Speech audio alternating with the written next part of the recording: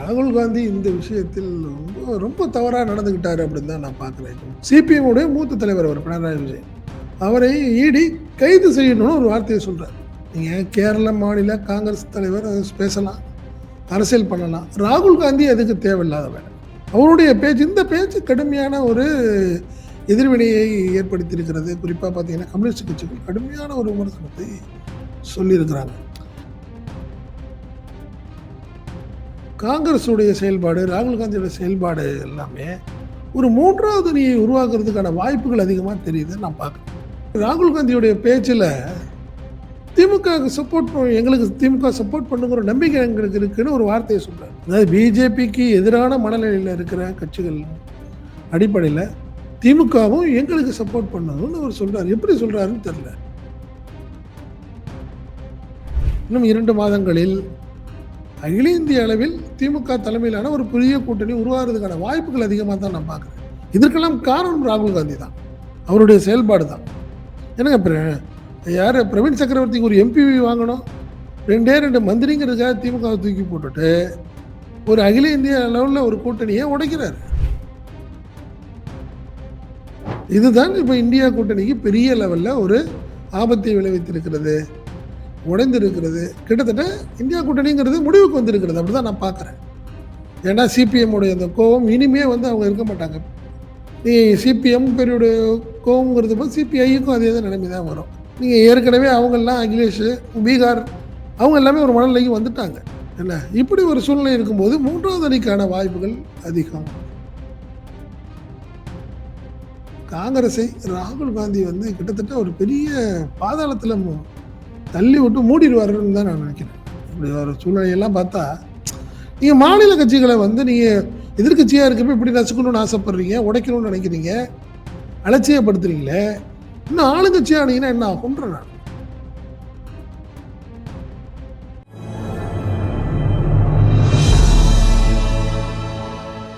Tamil news நேர்களுக்கு வணக்கம். இன்றைய நேர்காணலில் நம்முடைய இருப்பவர் தமிழ் நியூஸ் ஆசிரியர் மற்றும் பத்திரிகையாளர் திரு செந்தில் சார். சார் வணக்கம். வணக்கம். வணக்கம் சார். நம்ம ஆல்ரெடி பல விஷயங்கள் பேசியிருக்கோம். இந்தியா கூட்டணி ஒரு இன்டாக்டா இருக்கா? ஏன்னா ஆல்ரெடி இந்த இந்தியா கூட்டணியினுடைய மீட்டிங்ல திமுக ஒரு மேஜர் பார்ட்னர், அவங்க புறக்கணிச்சிட்டாங்க. இனி நாங்க இந்தியா கூட்டணியில கிடையாது, நாங்க ஒரு அணிக்கு அமைப்போம் அப்படின்ட்டாங்க. ஆம் ஆத்மி கட்சியும் புறக்கணிச்சிருச்சு.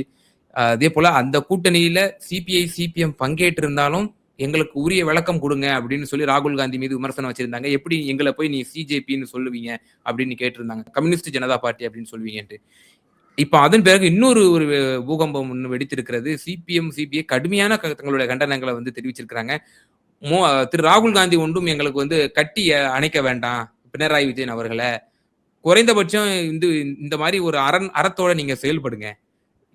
பினராயி விஜயனை போய் கைது செய்யணும்னு நீங்க போய் வக்காலத்து வாங்கிட்டு இருக்கீங்க, அமலாக்கத்துறைக்கு மோடிக்கும் நீங்க வக்காலத்து வாங்கிட்டு இருக்கீங்க அப்படின்னு சொல்லி கடுமையான விமர்சனத்தை கம்யூனிஸ்ட் கட்சிகள் வச்சிருக்கிறாங்க. இது கூட்டணியை எந்த அளவுக்கு பாதிக்கும்னு நினைக்கிறீங்க? ராகுல் காந்தியினுடைய இந்த ஸ்டேட்மெண்ட் நியாயத்தன்மை இருக்குன்னு நினைக்கிறீங்களா? இல்லை, ராகுல் காந்தி இந்த விஷயத்தில் ரொம்ப ரொம்ப தவறாக நடந்துக்கிட்டாரு அப்படின்னு தான் நான் பார்க்குறேன். காரணம் என்னன்னா, கேரளாவில் எப்பயுமே ஒரு வித்தியாசமான அரசியல். அங்கே கம்யூனிஸ்ட் வர்சஸ் காங்கிரஸ், அதில் மாற்றுக்கிறது கிடையாது. நீங்கள் ஒரு முறை காங்கிரஸ் ஜெயிக்கும், அடுத்த முறை கம்யூனிஸ்ட் வரும். இந்த மாதிரி ஒரு சூழ்நிலை தான் இந்த முறை கம்யூனிஸ்ட் தோத்துருச்சு, காங்கிரஸ் ஜெயிச்சிருக்கு. இது முடிந்ததுன்னு வச்சுங்களேன்.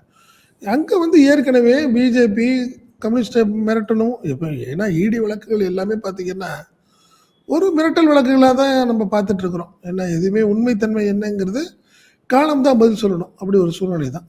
பினராயி விஜயனுடைய மகளுடைய ஒரு நிறுவனத்தில் ஒரு ஊழல் நடந்ததுன்னு சொல்லி இடி ஒரு ரைடு பண்ணுறாங்க. அது முழுக்க முழுக்க அவர் மகள் தொடர்பான விஷயம். ஒரு கட்டத்தில் என்ன பண்ணுறாங்க, மகன் அப்படிங்கிற ஒரு சூழ்நிலையில் பினராயி விஜயனுக்கும் சம்மன் அனுப்புகிறாங்க. அவர் தொடர்பான இடங்கள்லையும் ரைடு பண்ணுறாங்க. இதுதான் வழக்குன்னு வச்சுங்களேன். இந்த வழக்கு நடக்கிறது வேறு விஷயம். இடி ரைடு அது கரெக்டாக தோல்விக்கு பிறகு கரெக்டாக இடி கேரளாவில் பினராயி விஜயனுக்கு ரைடு பண்ணுறாங்க. அவர் வீடு, மகளுடைய அலுவலகம், இந்த இடங்கள்லாம் ரைடு நடந்தது. அப்பயே பினராயி விஜயன் ஒரு வார்த்தை சொன்னார், இது ராகுல் காந்திக்கு ரொம்ப சந்தோஷமா இருக்கும், இந்த ரைடு நிறைவேறிவிட்டது, அவருடைய எண்ணம் நிறைவேற்றி விட்டது அப்படின்னு ஒரு வார்த்தை, ரொம்ப கடுமையான வார்த்தையாக தான் சொன்னார். இதன் தொடர்ச்சியா பார்த்தீங்கன்னா, சரி ராகுல் காந்தி இத விட்டுருக்கலாம். இந்தியா கூட்டணி கரெக்ட்டா பார்த்தீங்கன்னா, கூட்டணி எல்லாமே உட்கார வச்சு பேச்சுவார்த்தை நடத்துறீங்க. என்ன இந்தியா கூட்டணி இருக்கணும்னு நினைக்கிறீங்க. இப்படி ஒரு சூழ்நிலையில சிபிஎம் உடைய மூத்த தலைவர் அவர் பினராயி விஜயன். அவரை இடி கைது செய்யணும்னு ஒரு வார்த்தைய சொல்றார். நீங்க கேரள மாநில காங்கிரஸ் தலைவர் பேசலாம்.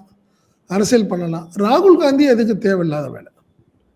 அவருடைய பேச்சு இந்த பேச்சு கடுமையான ஒரு எதிர்வினையை ஏற்படுத்தியிருக்கிறது. குறிப்பா பார்த்தீங்கன்னா, கம்யூனிஸ்ட் கட்சிகள் கடுமையான ஒரு விமர்சனத்தை சொல்லியிருக்கிறாங்க. ஏற்கனவே இந்தியா கூட்டணியிலிருந்து திமுக வெளியே வந்தது பலருக்கும் பிடித்தமில்லை. குறிப்பா பார்த்தீங்கன்னா, சிபிஎம் தலைவர்கள் கூட, அதே மாரி பார்த்தீங்கன்னா, அகிலேஷா இருக்கட்டும், தேஜஸ்வி யாதவ் அவங்க எல்லாத்துக்குமே அது பிடித்தம் இல்லை. பட் ஏதோ ஒரு காரணத்துக்காக வெளியே வந்துட்டாங்க. ரைட், முடிஞ்சிருச்சு. பட் அவங்களே கூட இந்தியா கூட்டணி கூட்டத்தில் ராகுல் காந்தியோடைய செயல்பாடுகளை கடுமையாக விமர்சனம் பண்ணுறாங்க. சிபிஎம் ஒரு பக்கம் விமர்சனம் பண்ணுது. அதே மாதிரி தேஜஸ்வி யாதவ் அவர் பேசுகிறாரு. அகிலேஷ் யாதவ் எல்லாமே விமர்சனம் பண்ணி பேசுகிறாங்க. என்ன காரணம்னா, இது நீங்கள் ஒரு கூட்டணின்னு சொல்லி ஒரு சகோதரத்துவத்தோடு இருக்கும்போது மாநிலத்தில் போய் அங்கே இருக்க தலைவர்கள் பேசிக்கிட்டோம், அவங்க பிரச்சனை பண்ணிக்கிட்டோம். நீங்கள் அகில இந்திய லெவலில் ஒரு முக்கியமான பொறுப்பில் இருந்துக்கிட்டு நீங்களும் இதே விமர்சனத்தை பண்ணால் என்ன அப்படிங்கிற ஒரு கடும் விமர்சனத்தை 3 முக்கிய கட்சிகள்லாம் சொல்லியிருக்காங்க. இது ஒரு நிலைப்பாடு, இது ஒரு பிரச்சனை. இந்த நிலையில தான் வந்து பார்த்தீங்கன்னா, விஜயை வந்து உள்ள கொண்டாடணும்னு நினைக்குது காங்கிரஸ். பட் எந்த அளவுக்கு விஜய் ஒரு நம்பகத்தன்மையா இருக்காரு, பிஜேபிக்கு எதிரான ஒரு மனநிலை உள்ளவரா இருக்கிறாரா இல்லையாங்கிறது ஒரு பெரிய கேள்விக்குறி. அது யாரும் பெருசா வரல. விஜய் எப்படி இருப்பாருன்னு தெரியல அவங்களுக்கு. ஒன்றும் இல்லைங்க, இந்தியா கூட்டணியிலேருந்து வெளியே வந்துட்டாங்க.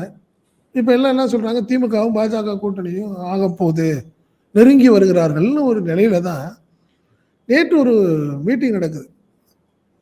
பெண்கள் அமைப்பு திமுகவுடைய மகளிர் அணி ஒரு ஆலோசனை கூட்டத்தில் கட்சியினுடைய தலைவர் முன்னாள் முதல்வர் ஸ்டாலின் பேசுகிறார். என்ன பேசுகிறாரு, பல மாநிலங்களில் பிஜேபி எப்படி நடந்துக்கிட்டோ அதே மாதிரி தான் விஜய் நடந்துக்கிறாரு.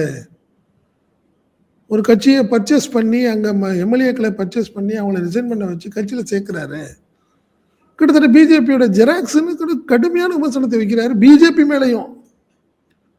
புரியுதுங்களா?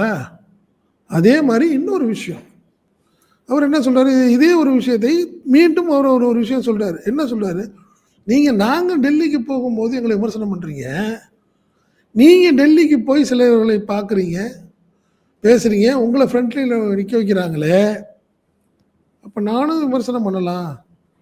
கரூர் சம்பவம் தொடர்பான சிபிஐ விசாரணைக்கு சமாதானப்படுத்துறதுக்கு தான் நீங்கள் போனீங்கன்னு நான் சொல்ல முடியுமா? உங்களை சொல்லலாமா? ஏன்னா அவர் விஜய் பொறுமையாக விமர்சனம் பண்ணிட்டே இருப்பார். என்ன சொல்லுவார், டெல்லி போனால் அண்டர்ஸ்டாண்டிங்ல 2 பேர் இருக்கிறாங்கன்னு ஒரு உங்க மேல அமலாக்கத்துறை வழக்கு இருக்கு, வழக்கு இருக்கு, பையனுக்காக போறீங்க, அதுக்கு போறீங்கன்னு இப்படி ஒரு வார்த்தை சொல்லிட்டே இருப்பார். இந்த 2 விமர்சனத்தையும் வந்து இப்போ எல்லாமே மற்ற கட்சிகள் எதிர்கட்சிகள்லாம் பார்க்குறாங்க. ஸோ திமுகவுடைய அந்த காரம் இன்னும் குறையலை. இந்த பிஜேபி எதிரான மனநிலையை சுத்தமே அவங்க குறைச்சிக்கல. நீங்கள் கூட்டணியை விட்டு நீங்கள் போனால் பரவாயில்ல, சரி ரைட்டு, பிஜேபிங்கிற மனநிலையில் அவங்க இல்லைங்கிறத மற்ற கட்சிகள்லாம் அவர் கூர்ந்து பார்க்குறாங்க. பட் அந்த நிலையில் விஜய் இருக்காரா? அவர் பிஜேபியை கடுமையாக விமர்சனம் பண்ணுறாரா? இல்லை. இப்படி ஒரு நிலை இருக்கும்போது காங்கிரஸுடைய செயல்பாடு, ராகுல் காந்தியோட செயல்பாடு எல்லாமே ஒரு 3வது அணியை உருவாக்குறதுக்கான வாய்ப்புகள் அதிகமாக தெரியுது நான் பார்க்குறேன். நீங்கள் சிபிஐ சிபிஎம்ல சிபிஐ வேற மாதிரி, சிபிஎம் உடைய நிலைமை வேற மாதிரி இருக்கும். நீங்க பார்த்து ராகுல் காந்தி விமர்சனத்திலையும் கூட, ராகுல் மீதான விமர்சனத்தில் கூட சிபிஎம் ரொம்ப ஸ்ட்ராங்காக விமர்சனம் பண்ணுறாங்க. அதனால் இங்கே திடீர்னு இப்போ நான் எதுக்கு சொல்ல வரேன்னா, திடீர்னு இவர் ராகுல் காந்தியுடைய பேச்சில் திமுக சப்போர்ட், எங்களுக்கு திமுக சப்போர்ட் பண்ணுங்கிற நம்பிக்கை எங்களுக்கு இருக்குன்னு ஒரு வார்த்தையை சொல்கிறார். அதாவது பிஜேபிக்கு எதிரான மனநிலையில் இருக்கிற கட்சிகள் அடிப்படையில் திமுகவும் எங்களுக்கு சப்போர்ட் பண்ணணும்னு அவர் சொல்றாரு. எப்படி சொல்றாருன்னு தெரியல. இந்திய இறையாண்மைக்காக திமுக நிக்கும் அப்படின்னு சொல்லி ஒரு ஆடியோ ஒன்னு லீக் ஆனது. அதாவது மீட்டிங்ல பேசுறதோட ஆடியோ அது. மீட்டிங்ல அவர் பேசுறதோட ஒரு பார்ட் ஆடியோ வருது. என்ன காரணம் இதை நான் பார்க்குறேன்னா, இந்தியா கூட்டணிங்கிறது கிட்டத்தட்ட உடைய போறதுக்கான மனநிலை எல்லாம் வந்து முடிவுக்கு வந்துருச்சுன்றீங்க. நான் அப்படிதான் நினைக்கிறேன். கிட்டத்தட்ட இந்தியா கூட்டணி முடிய போகுது. ஸோ 3வது அணி திமுக வெளியே வந்ததும் போதே பலருக்கும் ஒரு ஒரு சரியான சூழ்நிலை இல்லை. காரணம் என்னன்னா, இது ராகுல் காந்தி அவரு தான் இனிஷியேட் பண்ணி விஜய கொண்டாடுறாரு. அவங்க ஒரு எம்பி கூட இல்லைன்னு தெரியும் அவரு. தமிழ்நாட்டில் 2 மந்திரிகளுக்காக ஒரு மிகப்பெரிய கூட்டணியை உடைச்சிட்டார் அவர். இதை வந்து யாரும் விரும்பலை. அங்கே டெல்லி லெவலில் எதிர்க்கட்சி தலைவர்கள் யாரும் விரும்பலை. ஸோ இனிமேல் ராகுல் காந்தியை நம்பியோ, ஏன்னா சோனியா காந்திக்கு ஹெல்த் இஷ்யூஸ், இனிமேல் எவ்வளோ நாள் அவங்க அரசியல் பண்ணுவாங்கன்னு தெரியாது. ஸோ ராகுல் காந்தியை நம்பி போகிறதுக்கு யாரும் விருப்பப்படலை. அவங்க யாரும் அவர் மேலே நம்பிக்கை வைக்கலை. எப்படி ஒரு சூழ்நிலை போது ஏன் ஒரு 3வது அணின்னு ஒரு சூழ்நிலை வராது, ஏன் பண்ணக்கூடாதுங்கிற மாதிரி ஒரு யார் திமுக, அகிலேஷ் யாதவ் இவங்க எல்லாமே சேர்ந்து ஒரு சூழ்நிலையை ஏற்படுத்துறதுக்கான வாய்ப்புகள் அதிகம் அப்படிங்கிறது தான். இந்த ஒரு பயம் தான் இப்போ ராகுல் காந்தியுடைய அந்த ஸ்பீச்சை நான் பார்க்குறேன். ஏன் திடீர்னு இந்த இடி விவகாரத்துல அவர் நடந்துகிட்ட அந்த விதம் நமக்கே ஒரு வியப்பூட்டும் விதமாகவும் அதிர்ச்சி தரும் விதமாகவும் இருக்கு. அவரு சிபிஎம் மேல என்ன சொல்றாரு, நீங்க கம்யூனிஸ்ட் ஜனதா பார்ட்டி, நீங்க தான் பிஜேபி கைக்கூலி அப்படின்ற ஒரு விஷயம் வைக்கிறாரு. ஆனா அமலாக்கத்துறை அரெஸ்ட் பண்ணட்டும் அப்படிங்கிறது இது மூலியமாக அமலாக்கத்துறை இந்த நாட்டில் செய்த கைதுகள் எல்லாத்தையும் அவர் நியாயப்படுத்துறாரா? அரவிந்த் கெஜ்ரிவாலினுடைய கைது நியாயப்படுத்துறாரா? இதே அரவிந்த் கெஜ்ரிவால் கைது பண்ணும்போது இவங்க கூட்டணி எல்லாம் வச்சாங்களே, ஹேமந்த் சோரன் கைதை வந்து நியாயப்படுத்துறாரா? இப்படி அவங்க கூட்டணி கட்சி தலைவர்களை கைது செய்யும் நியாயப்படுத்த. இன்னும் சொல்ல போனால் முன்னாள் சத்தீஸ்கருடைய அமைச்சர்கள் எல்லாம் கூட அமலாக்கத்துறையில் கைது செய்யப்பட்டிருக்கிறார்கள். அவர்கள் காங்கிரஸை சார்ந்தவர்கள். அதையும் ராகுல் காந்தி அவர் நியாயப்படுத்துறாரு. ஈடியோடைய 2 நடவடிக்கையை ராகுல் காந்தி நியாயப்படுத்தி இருக்கார். ஒரு கட்டத்துல மம்தாக்கு எதிரான ஈடி செய்த செயல்களை ஆதரித்தார், சப்போர்ட் பண்ணி பேசினார். இப்போ 2வது முறையா பினராயி விஜயன் விஷயத்துல பேசினார். ஏன் இதை பத்தி ஒரு வார்த்தை சொல்லல விஜய் இதுவரை. கம்யூனிஸ்ட் கண்டிக்கணும்னு சொல்றாங்க, வார்த்தை பேசவே இல்லை. ராகுல் காந்தி திரு மு க ஸ்டாலினிடமிருந்து போனது அதுதான் சொல்றேன். நீங்க ராகுல் காந்தி என்ன, ராகுல் காந்தியும் விஜய் மட்டும் தான் தனியா இருக்கணும் இந்தியா கூட்டணியில். இனிமே ஒரு சூழ்நிலை மாறுற போது அப்படிதான் நான் பார்க்குறேன். கண்டிப்பா மாறும். இன்னும் 2 மாதங்களில் அகில இந்திய அளவில் திமுக தலைமையிலான ஒரு புதிய கூட்டணி உருவாகிறதுக்கான வாய்ப்புகள் அதிகமாக தான் நான் பார்க்குறேன். இதற்கெல்லாம் காரணம் ராகுல் காந்தி தான், அவருடைய செயல்பாடு தான். என்னங்க யார் பிரவீன் சக்கரவர்த்திக்கு ஒரு எம்பி வாங்கணும், 2 மந்திரிங்கிறதுக்காக திமுக தூக்கி போட்டுட்டு ஒரு அகில இந்திய அளவில் ஒரு கூட்டணியை உடைக்கிறாரு. இன்னும் ஒரு எம்பி கூட இன்னும் வரல. இன்னும் எம்பி இனிமே வரணும்னா அவங்களுக்கு கிட்டத்தட்ட 2029 தேர்தலில் தான் எம்பி ஆக போகுது தாவேக்காக்கு. இது இப்படி கூட ஒரு அடிப்படையான ஒரு சில விஷயங்கள் கூட தெரிந்துக்காத ராகுல் காந்தி அப்படி ஏன் நடந்துக்கிறாரு? ஏன் அவ்வளோ ஒரு அவசரப்பட்டு டிவிக்கோட ஒரு கூட்டணி? இதுதான் இப்போ இந்தியா கூட்டணிக்கு பெரிய லெவலில் ஒரு ஆபத்தை விளைவித்திருக்கிறது, உடைந்திருக்கிறது. கிட்டத்தட்ட இந்தியா கூட்டணிங்கிறது முடிவுக்கு வந்திருக்கிறது. அப்படிதான் நான் பார்க்குறேன். ஏன்னா சிபிஎம் உடைய அந்த கோவம் இனிமே வந்து அவங்க இருக்க மாட்டாங்க இந்தியா கூட்டணியில். நீ சிபிஎம் பெரிய கோவங்கிறது போது சிபிஐக்கும் அதே தான் நிலைமை தான் வரும். நீங்கள் ஏற்கனவே அவங்கெல்லாம் அகிலேஷ், பீகார் அவங்க எல்லாமே ஒரு மனநிலைக்கு வந்துட்டாங்க. என்ன இப்படி ஒரு சூழ்நிலை இருக்கும்போது 3வது அணிக்கான வாய்ப்புகள் அதிகம். அப்படிதான் நான் பார்க்குறேன். இந்த சிஜேபின்னு சொன்னது காங்கிரஸ் ஜனதா பார்ட்டி அப்படின்னு நம்ம எடுத்துக்க வேண்டியதான். ஆமா, 100% அந்த வார்த்தை அதுதானே.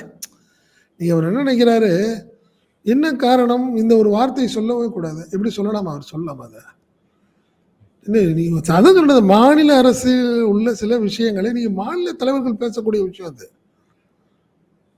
அப்படி ஒரு இருக்கிற போது நீங்க ராகுல் காந்தி இந்த ஒரு வார்த்தையை பேசலாமான்ற நான். நீங்க அகில இந்திய லெவலில் ஏதாவது பிரச்சனை இல்லை, நீங்க இப்படி ஒரு வார்த்தையை சொன்னீங்கன்னா பரவாயில்ல. கேரளாவில் மட்டுமே நடக்கக்கூடிய ஒரு சம்பவம் இது. அது அங்கே மாநில தலைவர்கள் பேசிக்க போறாங்க, காங்கிரஸ் அங்கே விமர்சனம் பண்ணுது, போராட்டம் பண்ணுது, கைது செய்ய சொல்லுவாங்க, அதெல்லாம் வேற விஷயம். நீங்க எவ்வளவோ விஷயங்கள் நடந்துருச்சு, அதுக்கெல்லாம் நீங்க பேசுனீங்களா? நீங்க வார்த்தையே திறக்கலையே, நீங்க வாயை திறக்கலையே. உங்களை வந்து பார்த்தார வந்து நீங்க டின்னர் எல்லாம் வச்சு அனுப்பி விட்டீங்களே. விஜய் ஒரு வார்த்தை கூட பேசலையே, ஏன் கேட்கவே இல்லையா நீங்க அதெல்லாம்? அப்போ நான் என்னை பொறுத்தவரை விஜய்க்கு கொடுக்குற இம்பார்ட்டன்ஸ் சிபிஎம்முக்கு வேணாம்னு நினைக்கிறாரா, இல்லை மற்ற கட்சிகளுக்கு வேண்டாம்னு நினைக்கிறாரான்னு தெரியல.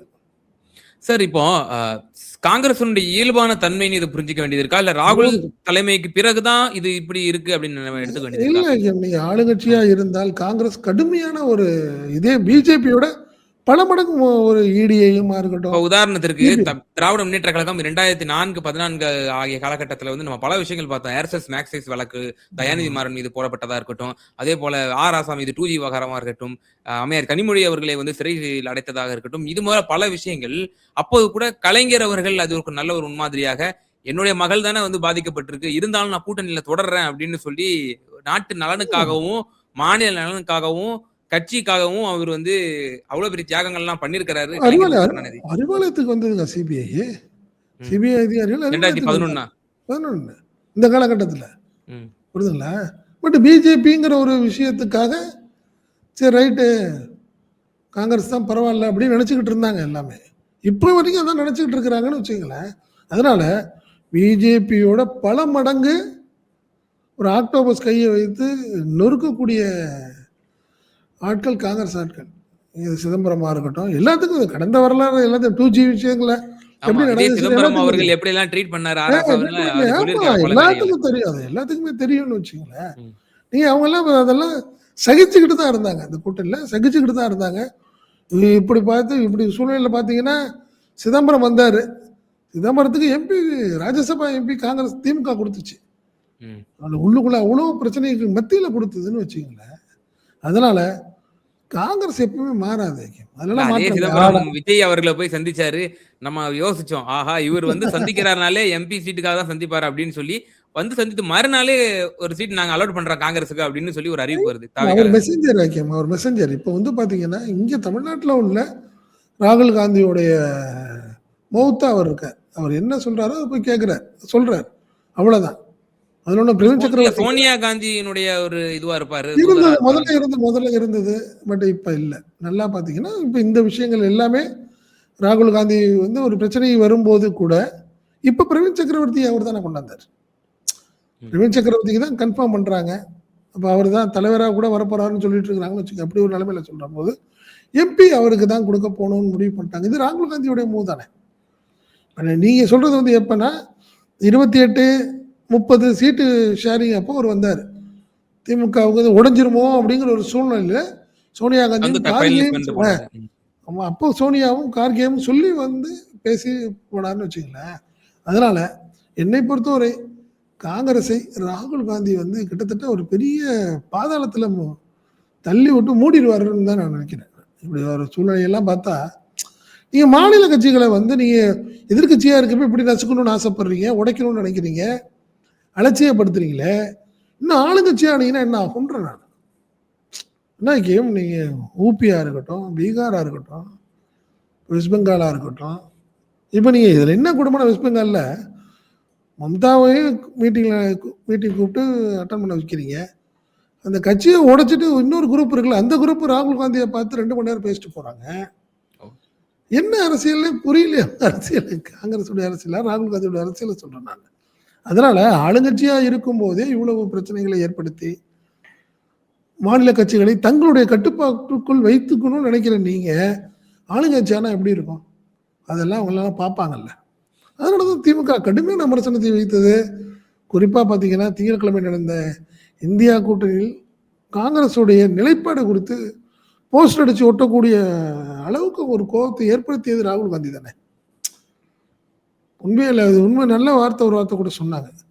நீங்க கடந்த பாராளுமன்ற தேர்தல்ல பிஜேபியோட பரவாயில்லங்க, காங்கிரஸை கழட்டி விட்டுட்டு அன்னைக்கு திமுக போயிருந்தால், இங்க மத்திய அமைச்சர்களுக்கு அன்னைக்கு 3, 4 மத்திய அமைச்சர்களுக்கு வந்திருக்கும். நீங்க இப்போது கூட சொல்றீங்களா? ஒரு வலதுசாரி போற இடத்துல எல்லாம் சொல்றாரு. Modiji ready to provide cabinet ministry ஆமா. டு டிஎம்கே 100% அப்படின்னு சொல்லி 2, 100% 3 பெரிய பெரிய இலாக்காக்கள் தருவதற்கு தயாரா இருக்காங்க. 2024 தேர்தல் முடிஞ்சதுக்கு அப்புறமே காங்கிரஸ் ஓடுன மாதிரி ஓடி இருக்கலாமே திராவிட முன்னேற்ற அதுதான் கழகம். சொல்றேன். அதுதான் நான் சொல்றேன். நீங்க போட்டீங்களே, கேட்டா வந்து ஆதரவு நீங்க கேட்கறதுமே இல்ல, நீங்க ஓடுனீங்களே. அதே மாரி உங்கள கழட்டி விட்டுட்டு பிஜேபிய பார்த்துருந்துச்சுன்னா, திமுக 22 எம்பிக்கள வச்சிருந்த திமுகக்கு 3, 4 மத்திய அமைச்சர்கள பவர்ஃபுல் போர்ட்ஃபோலியோ இலாக்காக்கள் வாங்கியிருக்கும்ல, கிடைச்சிருக்கலாம். வாங்கியிருக்கும்ல உங்களுக்கு.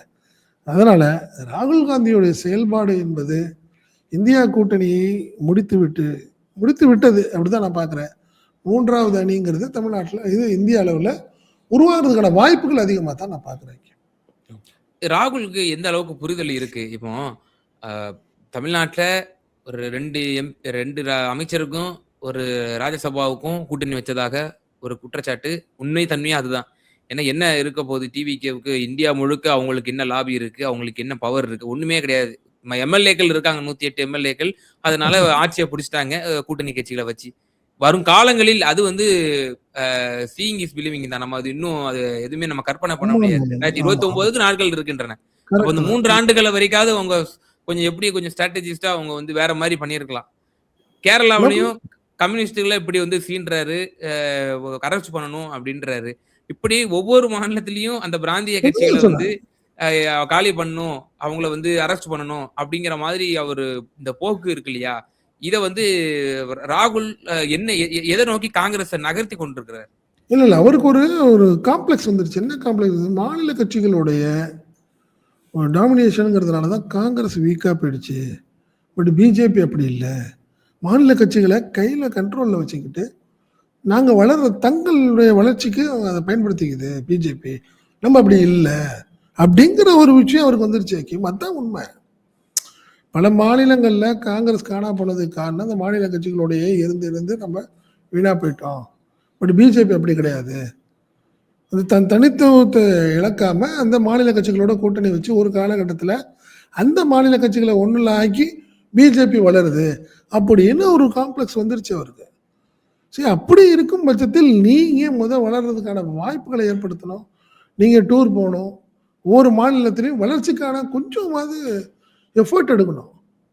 நீங்கள் உட்காந்த இடத்துல இந்த திமுகவோட எங்களை வந்து சுத்தமாக வளர விடாமல் பண்ணிட்டாங்க. ரைட்டு, தாவேக்கா உங்களை இனிமேல் வளர விட போதா பார்ப்போம். நம்ம இதில் பார்ப்போம். நீங்கள் வந்து உள்ளாட்சி தேர்தலில் எத்தனை மேயர் வாங்கன்னு பார்ப்போம். எத்தனை நகராட்சி தலைவர்கள் நீங்கள் வாங்குறீங்கன்னு பார்ப்போம்.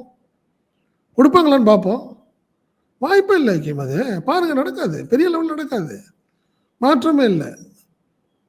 என்ன காரணம்னா அது இப்போ என்ன சொல்கிறாங்க, நேரடியாக தான் மேயரையும் நகராட்சி தலைவரெல்லாம் தேர்ந்தெடுக்கிறதுக்கான முறையை மாற்ற போகிறாங்கன்னு சொல்கிறாங்க. இதுக்கெல்லாம் சாத்தியமானு தெரியலை. புரியுதுங்களா? அதனால் அது ராகுல் காந்திக்கு ஒரு காம்ப்ளெக்ஸ் வந்துருச்சு. காங்கிரஸ் சுத்தமாக அழிஞ்சிருச்சு. ஸோ இது வந்து வேற மாதிரி ரெனோவேட் பண்ணணும்னா அங்கே இருக்கிற மாநில கட்சிகள் எல்லாம் நம்ம வந்து சாப்பிட்டு தான் நம்ம வளர்க்கணும், நம்ம கட்சியை வளர்க்கணும்னு அவர் நினைக்கிறாரு. அதெல்லாம் சாத்தியமே இல்லை. காரணம்னா ராகுல் காந்தி பார்ட் டைம் பாலிட்டிஷியன். அவர் புரியுதுங்களா? அரசியல்வாதிக்கு ஒரு பார்ட் டைமாக பார்க்குறார். பிஜேபியில் உள்ள அமித்ஷாவும் மோடியும் ஃபுல் டைம் ஒர்க்கர்ஸாக இருக்கிறாங்க, வேலை பார்க்குறாங்க. அவங்க ஆர்எஸ்எஸ்லேயும் ஃபுல் டைமாக இருந்தாங்க, பிஜேபிலையும் ஃபுல் டைமாக இருந்து ஒர்க் பண்ணுறாங்க. ராகுல் காந்தி அப்படி இல்லை. அவர் இருப்பார், திடீர்னு ஒரு 3 மாதம் கழிச்சு காணா போயிடுறாரு, 1 மாதம் ரெஸ்ட் எடுத்துகிட்டு வருவார். இதெல்லாம் சாத்தியம் இல்லை. ராகுல் காந்தி வேணால் கனவு காணலாமே வெளிய சாத்தியமாக எந்த விஷயத்தையும் அவரால் செய்ய முடியாதுங்கிறது தான் என்னுடைய பார்வை. நிச்சயமா சார். திரு ராகுல் காந்தி பினராயி விஜயன் அவர்கள் அரெஸ்ட் செய்யணும் அப்படின்னு சொன்ன அந்த ஸ்டேட்மெண்ட் இந்தியாவையே ஒரு உலுக்கி இருக்கிறது. குறிப்பாக இந்தியா கூட்டணி கட்சியின் மத்தியிலே பெரும் அதிருப்திக்கு உள்ளாக இருக்கிறார் திரு ராகுல் காந்தி மற்றும் காங்கிரஸ் கட்சி. இது இந்தியா கூட்டணி என்பது இன்டாக்டா மேலும் தொடருமா, இனி வரக்கூடிய சட்டமன்ற தேர்தல்களாவது இது தொடருமா என்கிற ஒரு கேள்விக்குறியாக இருக்கிறது.